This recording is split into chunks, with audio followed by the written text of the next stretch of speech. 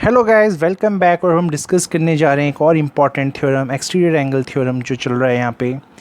As you can read this question, इसको हम exterior angle property से भी जानते हैं। तो इसमें जो गिवन है उसके अकॉर्डिंगली पहले क्या करते हैं, सबसे पहले तो यहाँ पे आपको यहाँ एक ट्राइंगल दिया है, उसका मैं नेमिंग कर दूँ तो the triangle name is ABC। ठीक है।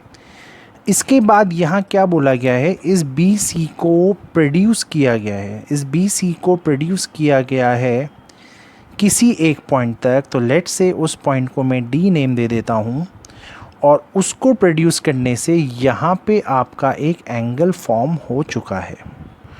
तो ये जो एंगल यहाँ पे फॉर्म हो चुका है, बेसिकली हमें इसमें क्या दिखाना है, ये जो एक्सटीरियर एंगल यहाँ पे बना है वो किसके इक्वल होगा, the sum of two angles opposite to it. तो यानी ये वाला एंगल और ये वाला जो एंगल है, इनका जो सम होगा उसके बराबर ही इसको हमें यहाँ दिखाना है। तो दिस इज योर क्वेश्चन। सो सबसे पहले मैं इस क्वेश्चन में क्या करने जा रहा हूँ, क्योंकि ये एक थ्योरम है तो यहाँ पे आपको हर स्टेप को लिखना पड़ेगा। तो जो पहला स्टेप आप लिखेंगे, इन ट्राइंगल ABC वाले ट्राइंगल में आपने क्या किया है, आपने क्या किया है, साइड BC को आपने यहाँ पे प्रोड्यूस किया है ना। इस साइड BC को इस produce to a point D, आपने एक पॉइंट D तक प्रोड्यूस किया है to form an angle ACD। तो एक एंगल फॉर्म करा है आपने ACD, जो कि क्या है, ये एंगल जो बेटा है वो एक्सटीरियर है, आपके एक्सटीरियर ऑफ योर ट्राइंगल। तो ये जो आपका क्या है, इस ट्राइंगल के एक्सटीरियर में बैठा है ये एंगल ACD। कोई टेंशन। मैं यहाँ पे क्या कर रहा हूँ, मैं यहाँ पे कुछ नेमिंग ज़रूर करना चाहूँगा। लेट्स सी, मैं इसको स्मॉल A बोलता हूँ, इसको स्मॉल B, इसको स्मॉल C, और इस पूरे वाले को C1। ठीक है। तो जो क्वेश्चन में हमें प्रूव करना है, तो वो मैं आपको दिखाता हूँ। आपको दिखाना है यहाँ पे ये जो एक्सटीरियर एंगल है ACD, उसको किसके इक्वल होना है, एंगल A और एंगल B के सम के। ठीक है। और थोड़ा ब्रेन में ध्यान रखिएगा, अपने ही ब्रेन में थोड़ा सा ये ध्यान रखिएगा कि आपको A प्लस B को C1 के इक्वल दिखाना है ना। तो ये तो आपको बिल्कुल क्लियर होगा यहाँ तक। चलिए प्रूफ की तरफ चलते हैं। इसमें एज सच कोई कंस्ट्रक्शन का नीड नहीं है, directly you can solve your answer.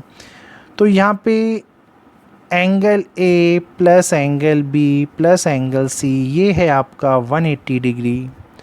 और ये 180 डिग्री क्यों है, बिकॉज़ ये जो ट्राइंगल ABC है, इसमें हमने क्या लगाया है, एंगल सम प्रॉपर्टी। सो जो एंगल सम प्रॉपर्टी होती है उसके अकॉर्डिंगली किसी भी ट्राइंगल की यू नो कि the sum of all the angles is equals to 180।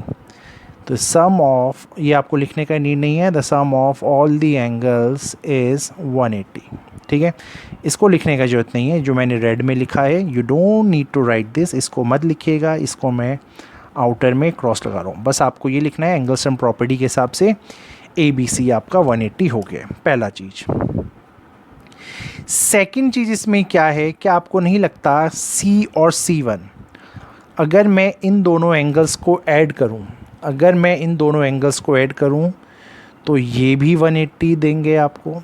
क्यों देंगे, ये लीनियर पेयर ऑफ एंगल्स हैं, यानी ये लीनियर पेयर एक्सियोम के अकॉर्डिंगली ये आपको 180 देंगे, क्योंकि यहाँ पे बेटा BCD एक लाइन है, और किसी लाइन के ऊपर कोई अगर एंगल बनता है तो वो 180 ही होता है, जिसे आप लीनियर पेयर बोलते हैं। ठीक है।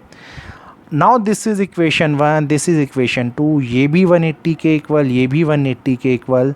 तो इन दोनों इक्वेशंस को अगर मैं कंपेयर करूं, तो from equation number first and from equation number 2 can we say कि आपका A plus B plus C किसके इक्वल होगा, C प्लस C1 के। यहाँ से अब आपको पता है, आप C और C को कैंसिल कर सकते हैं, और आपका A प्लस B किसके इक्वल आ गया, C1 के। यही आपको दिखाना था। तो जैसे ही आपका इक्वल आ गया, directly you can write angle A plus angle B is equals to angle A C D, और यही आपको प्रूव करना था। So hopefully this question is clear to you now. Thank you.